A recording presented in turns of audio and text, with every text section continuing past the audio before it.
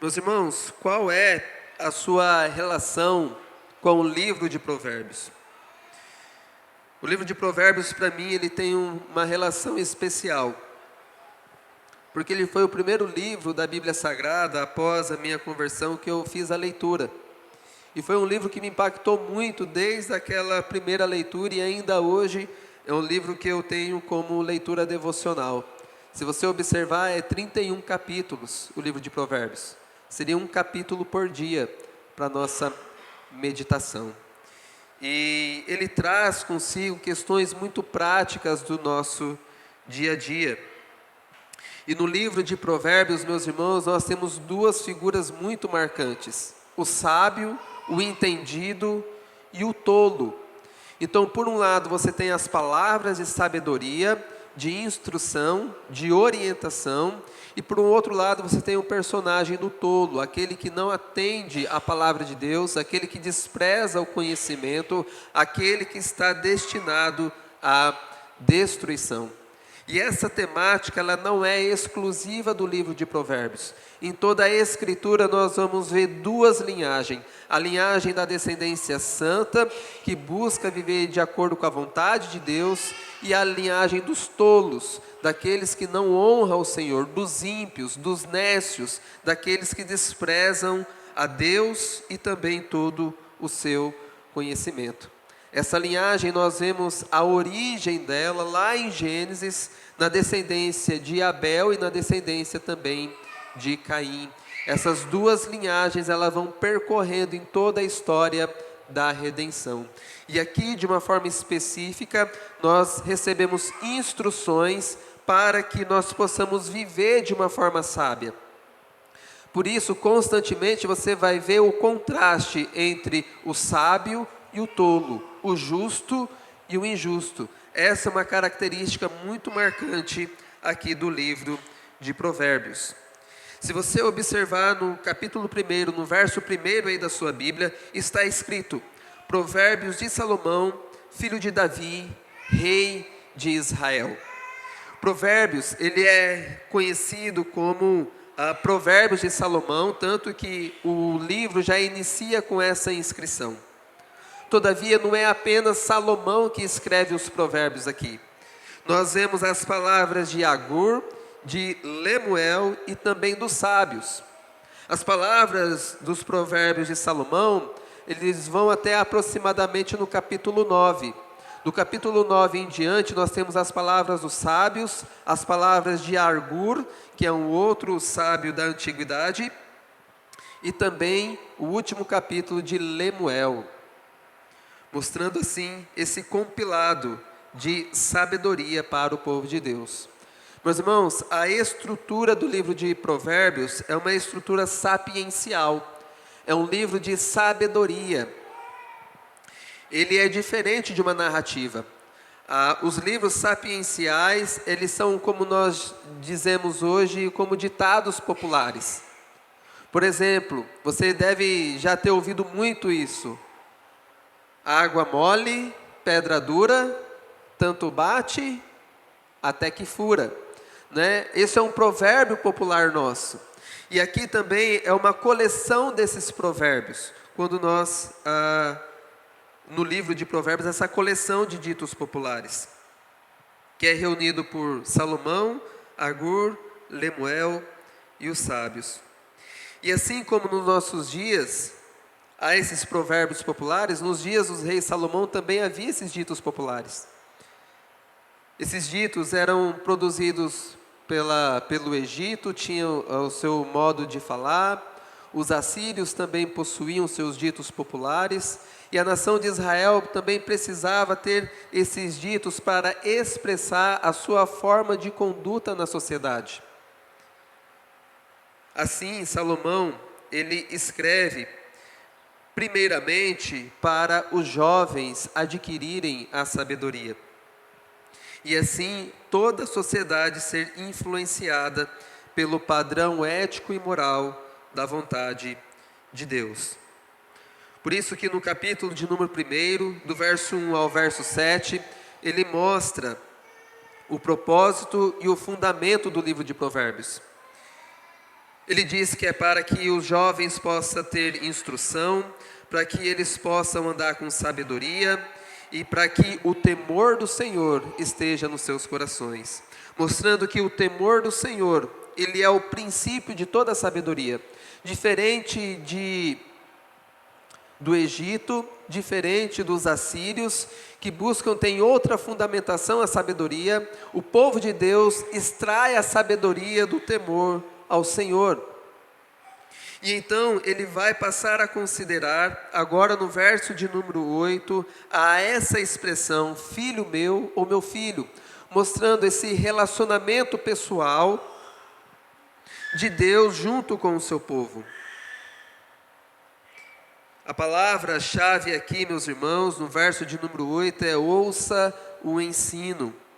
Ouça o ensino do seu pai, ouça o ensino da sua mãe. E aqui, meus irmãos, nós já conseguimos extrair verdades importantes para nós, que nos fala acerca da autoridade dos pais para com os seus filhos. Filho meu, ouça o ensino do seu pai e não despreze a instrução de sua mãe, mostrando que tanto o pai como a mãe possuem a mesma autoridade sobre os seus filhos, diferente das nações estrangeiras em que somente o pai possuía um papel de autoridade na família. A esposa aqui também, a mulher possui e compartilha da mesma autoridade sobre os filhos. E os filhos tendo o dever de ouvir os seus pais. Então ouça os seus pais. Ele vai mostrar no verso 9 o porquê é que nós devemos ouvir os pais. Porque serão diadema de graça para a sua cabeça e colares para o seu pescoço. Ou seja, a pessoa que ouve o pai ou a mãe, ela possui recompensas.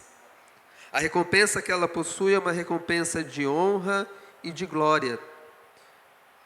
Todos aqueles que ouvem os seus pais, e o sentido de ouvir aqui é um sentido de obediência.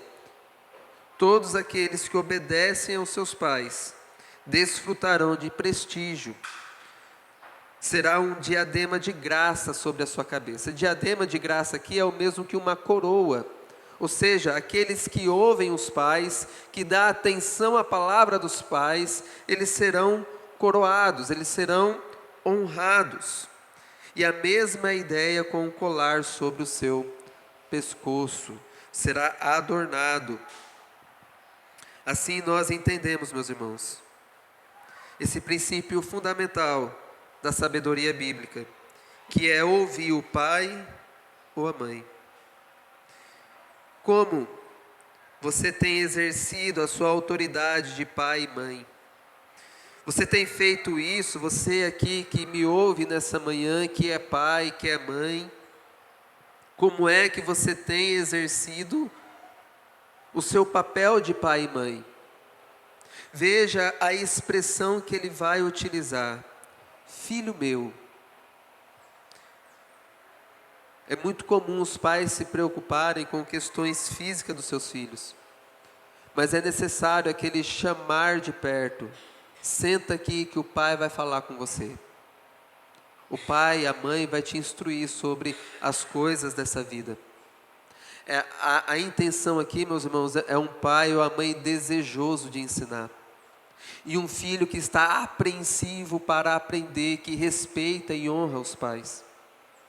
Honrar o pai e mãe é o primeiro mandamento que possui promessa.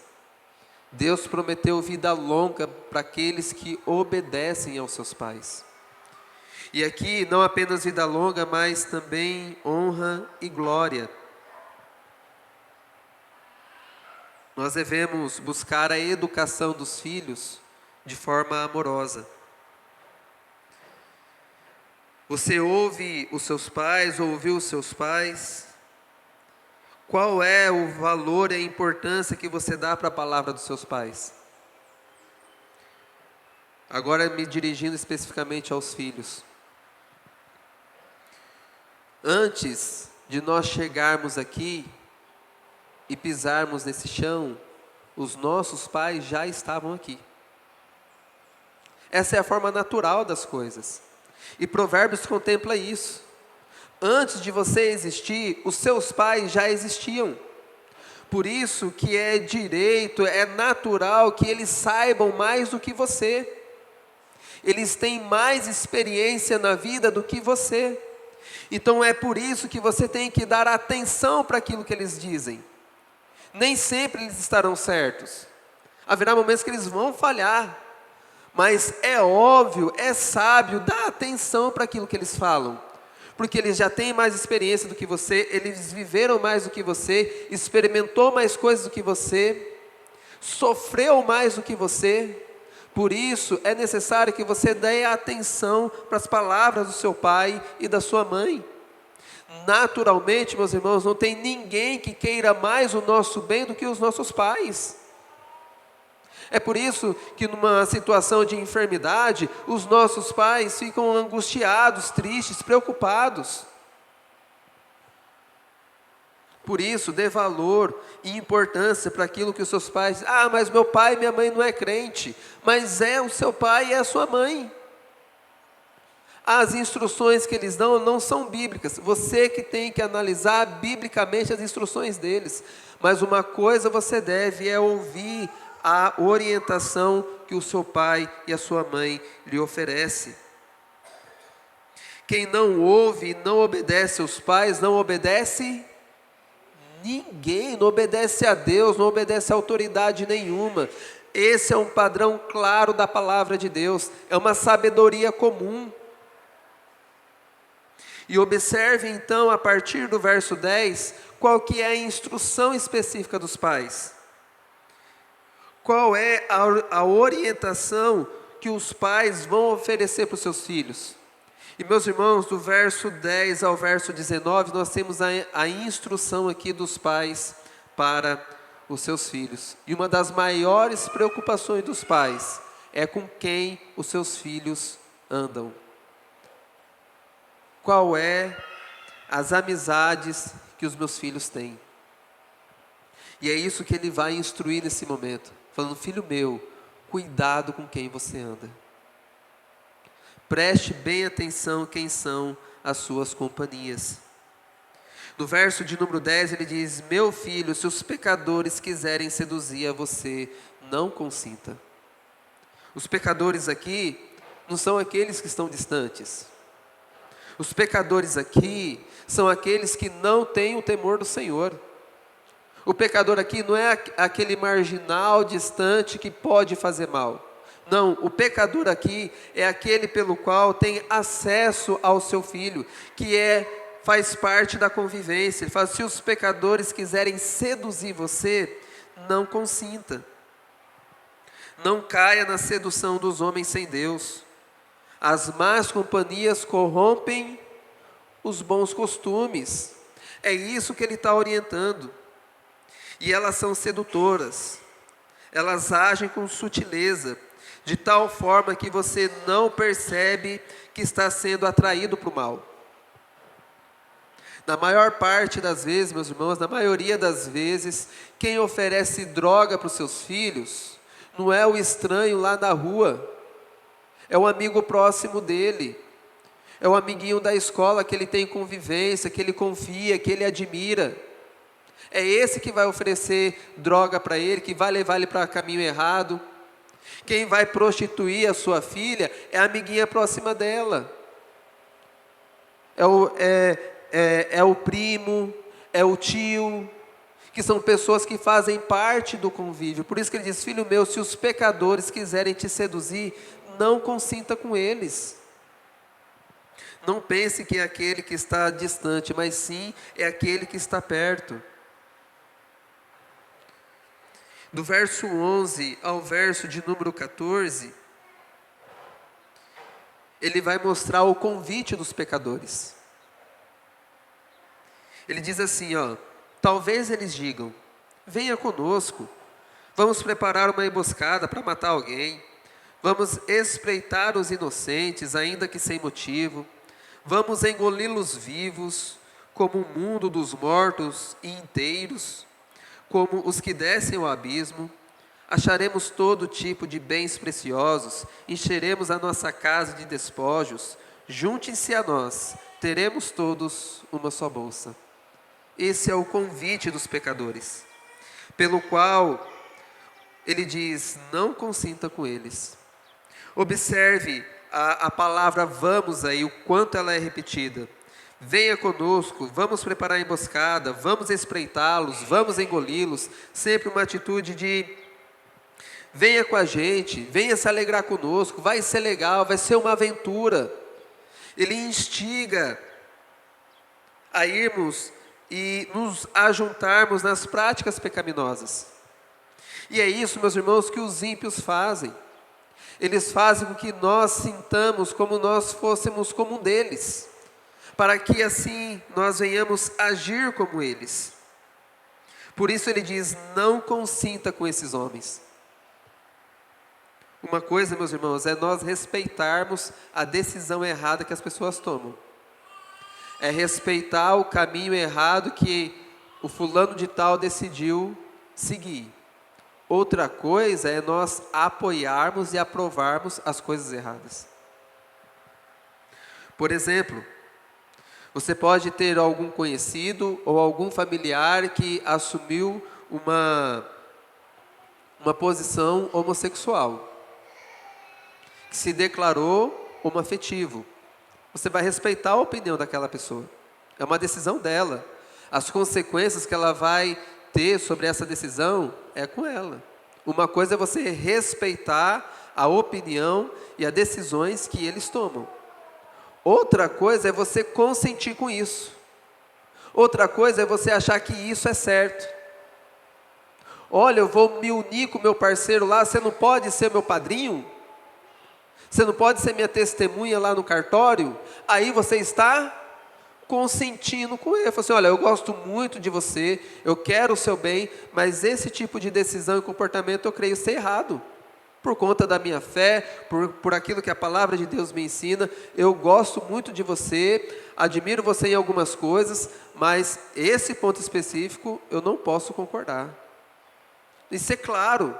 Uma coisa é nós respeitarmos as pessoas, outra coisa é consentir com aquilo que eles fazem, e eles fazem tudo para que nós venhamos consentir com as práticas erradas. Por isso, se atente para essas questões. Eles fazem promessas, meus irmãos. Encheremos todo tipo de bens preciosos a nossa casa, vamos repartir os despojos.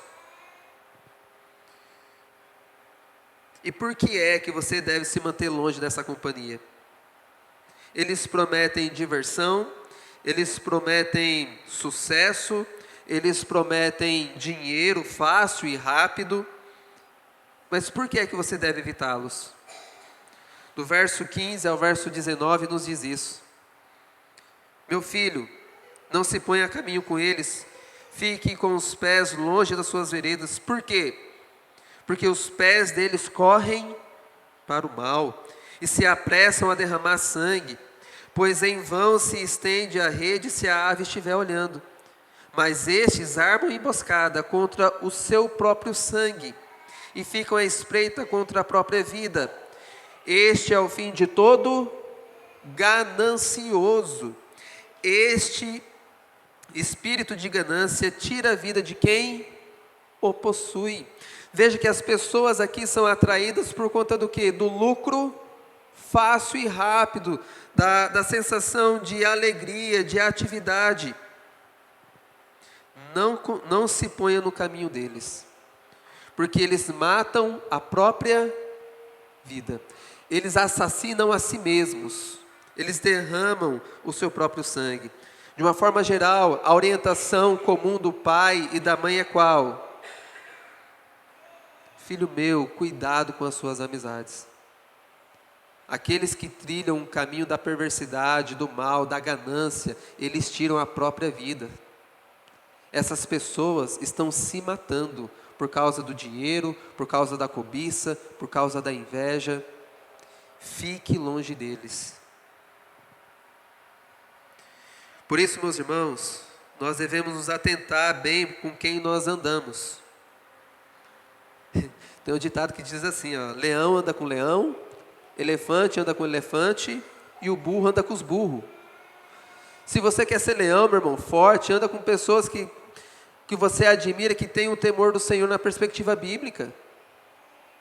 Você se torna semelhante com quem você anda. Por isso que a Bíblia nos chama para andar com Jesus, para andar com Deus, para que nós sejamos semelhantes a Ele. E na nossa convivência natural, você deve escolher muito bem as suas amizades. Existem certo tipo de amizades que não tem como nós escolhermos. Ninguém escolhe parente, né? Parente a gente tem. Né? Ninguém escolheu quem vai ser o irmão, a irmã, o primo, a gente não tem como escolher. Mas os nossos amigos nós temos. Com quem você vai compartilhar suas experiências, com quem você vai compartilhar a sua vida, esses você tem como escolher. Por isso, saiba escolher bem as suas amizades. Amigos de verdade são poucos, muito poucos. Louve a Deus se você tem alguém pelo qual você possa compartilhar suas alegrias e frustrações e alguém pelo qual você possa confiar.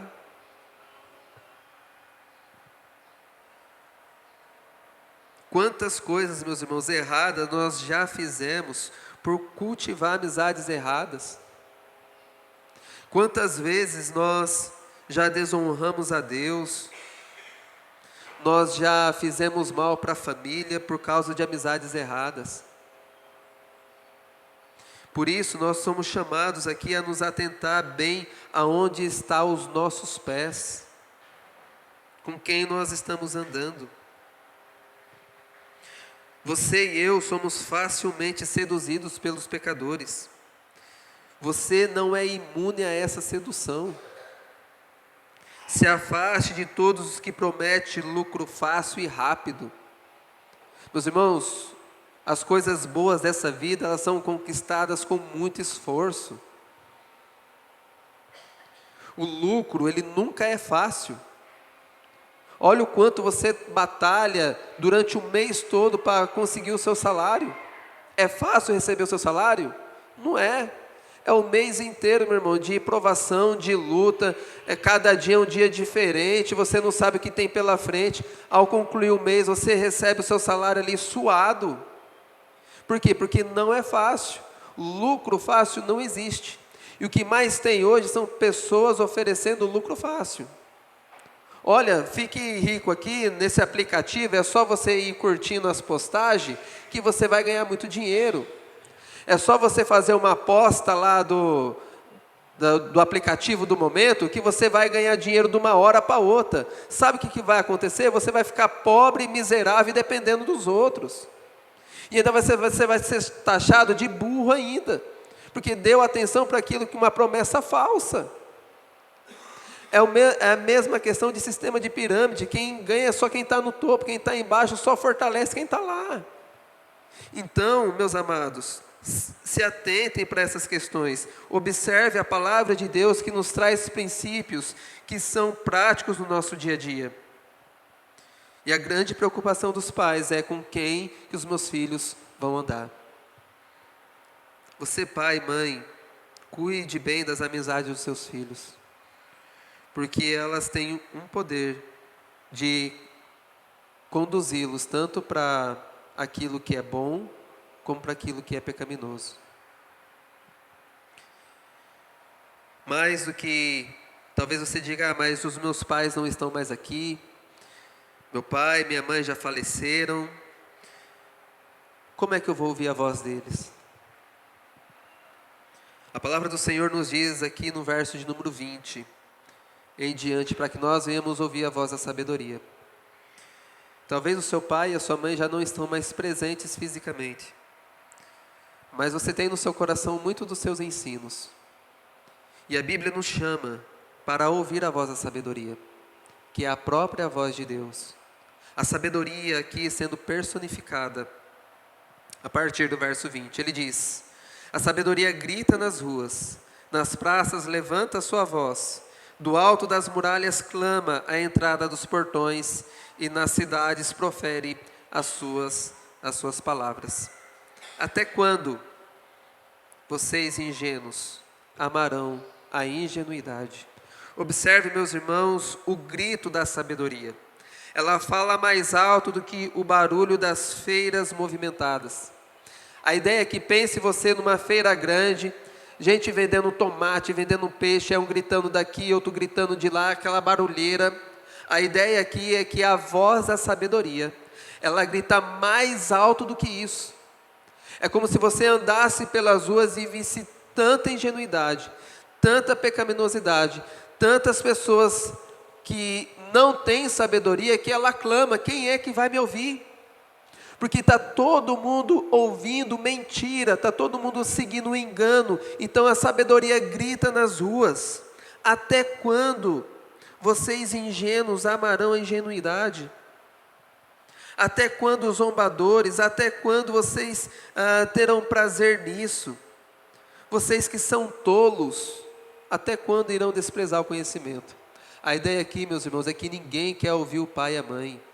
Ninguém quer se atentar para a sabedoria. Está todo mundo procurando satisfazer os seus próprios desejos. Veja que eles são classificados aqui como zombadores, como ingênuos. Numa outra versão, a possibilidade de tradução também é: até quando vocês estúpidos vão seguir a estupidez, porque vocês não desejam a sabedoria. O verso de número 23, ele faz uma promessa para nós: deem ouvidos à minha repreensão, eis que derramarei o meu espírito sobre vocês, e lhes darei a conhecer as minhas palavras. Veja que o próprio Senhor aqui personificado como a sabedoria, Ele promete derramar do seu espírito, para aqueles que buscam fazer a sua vontade, para aqueles que o desejam. Mas observe a resposta que ele teve: mas porque clamei, e vocês recusaram a ouvir, porque estendi a minha mão, e não houve quem atendesse, pelo contrário, rejeitaram todo o meu conselho, e não quiseram a minha repreensão. Observe, não é que eles não sabiam, não é que eles não tiveram oportunidade de adquirir a sabedoria e o conhecimento. Eles tiveram oportunidade, a mão foi estendida, mas olhe para o verso 25: não quiseram a minha repreensão. O maior problema não é que as pessoas não tenham oportunidade para ser sábio, não é que não tenham oportunidade para ouvir a Deus. O maior problema é que as pessoas não querem ouvir o Senhor, não querem obedecer ao pai e à mãe, não querem trilhar o caminho da justiça. E aqui ele faz agora uma evidência daquilo que ele fará no futuro, sobre aqueles que não desejam o conhecimento do Senhor. Sabe qual é o nosso maior problema, meus irmãos? É que nós não desejamos a Deus. O pecado no coração do homem, ele faz isso. O maior problema são as nossas afeições, que tem mais prazer na prática do pecado do que na prática da santidade e no temor do Senhor. Mas observe que no futuro não haverá misericórdia para aqueles que rejeitam a Deus. Ele diz a partir do verso 26, também eu darei risada da desgraça de vocês, ficarei zombando quando chegar o terror. Veja, o mesmo que os ímpios estão fazendo nesse momento, que eles zombam do justo, que eles não estão nem aí para Deus, essa mesma desgraça vai vir sobre eles. Quando o terror chegar, quando a tormenta, quando a calamidade, o redemoinho, quando todas essas angústias te sobrevierem, sabe o que Deus vai fazer? Vai desprezar vocês também. Então, aqui é uma urgência para atender a voz da sabedoria. Quando vocês procurar naquele dia de grande angústia, de dor e de sofrimento, vocês não vão encontrar, porque quando teve oportunidade, vocês desprezaram. Por isso, meus irmãos, nós somos chamados à atenção para não perdermos a oportunidade de temermos ao Senhor hoje, de ouvir a voz de Deus, ouvir os nossos pais, nos atentar para o conselho bíblico. O verso 29 nos diz: porque odiaram o conhecimento e não preferiram o temor do Senhor. não quiseram o meu conselho e desprezaram toda a minha repreensão. Aqui ele está reverberando o Salmo de número 2, quando Deus zomba de todo o planejamento dos ímpios e quando lhe vem o seu sofrimento. A partir do verso 31, nós temos o resultado daqueles que preferiram os seus próprios conselhos do que o conselho do Senhor. Ele diz: portanto, comerão do fruto da sua conduta, e dos seus próprios conselhos se fartarão. Qual é o conselho pelo qual você tem ouvido? É o seu próprio conselho? Você faz aquilo que você acha reto aos seus próprios olhos? Ou é o conselho do Senhor? Veja, comer do fruto do seu próprio conselho, da sua conduta, é colher destruição. Os ingênuos são mortos porque se desviam da sabedoria. Os tolos são destruídos por estarem satisfeitos consigo mesmo. Onde está a sua satisfação? Os tolos são satisfeitos consigo mesmos, mas os que deram ouvidos habitará seguro e sem o temor do mal.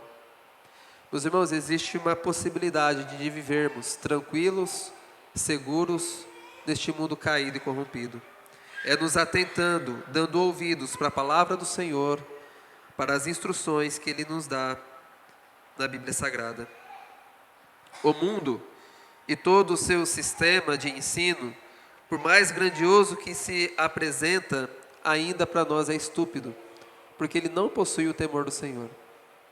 A verdadeira sabedoria está em temer a Deus e observar os seus mandamentos. A maior característica do pecador é que ele não deseja Deus e ele está satisfeito consigo mesmo, que ele ouve apenas os seus próprios conselhos e não os do Senhor. E aqui, meus irmãos, existem algumas considerações finais a fazermos. Primeiro, a considerar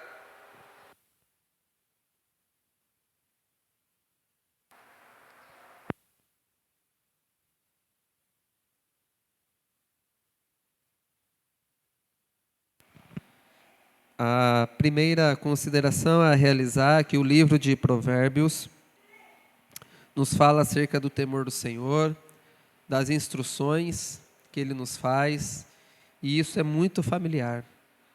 É Deus nos comunicando a sua vontade, e Ele nos fala primeiramente a darmos atenção aos nossos pais, e também ao convite da sabedoria.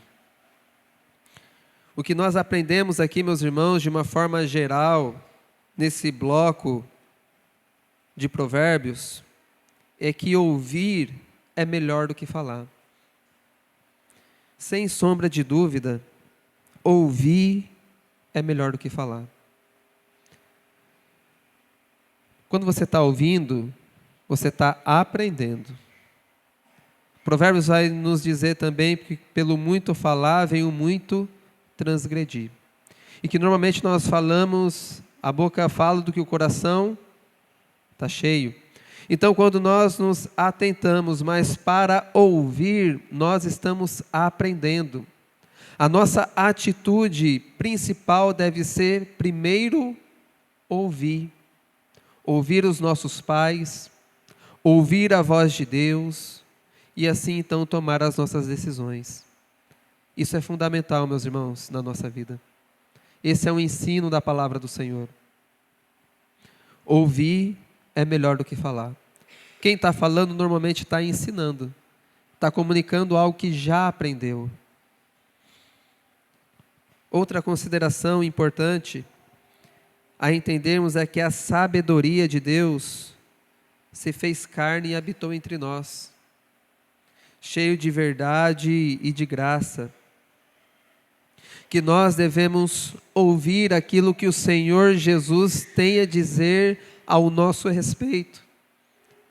Que nós devemos ouvir as palavras do nosso bom mestre, que nos chama sempre ao arrependimento e à fé. Entendemos que sem Ele realmente nada nós podemos fazer.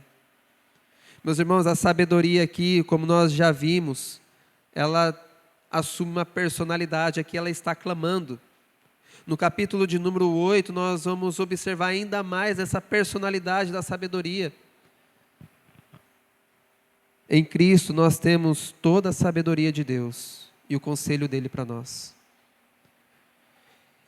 E somente através das suas palavras é que nós podemos viver calmos, tranquilos, mesmo em meio ao mundo de pecado que vivemos. Outra coisa fundamental que nós aprendemos aqui é que Deus derrama do seu Espírito àqueles que buscam a sua palavra. A sabedoria ainda está clamando nas ruas. A promessa que Ele fez aqui, Ele já tenha realizado em parte. Ele derramou o seu Espírito no dia de Pentecoste, para todos aqueles que estavam buscando a sua vontade. Meus irmãos, que haja um verdadeiro derramado Espírito Santo em nossa vida. Que nós possamos viver de uma forma sábia, que glorifique o nome do Senhor. E que mesmo em meio ao caos, mesmo em meio a tanta incredulidade, nós podemos viver de uma forma santa e sensata. Observamos aqui, meus irmãos, a conclusão é que só há dois caminhos: o caminho de Deus e o caminho dos homens. Só existe dois chamados, dois convites: o convite dos pecadores e o convite de Deus. A qual deles você vai ouvir? O Senhor Jesus disse: ouça o que o Espírito Santo diz às igrejas. Ouça a voz de Deus que fala ao seu coração. Amém?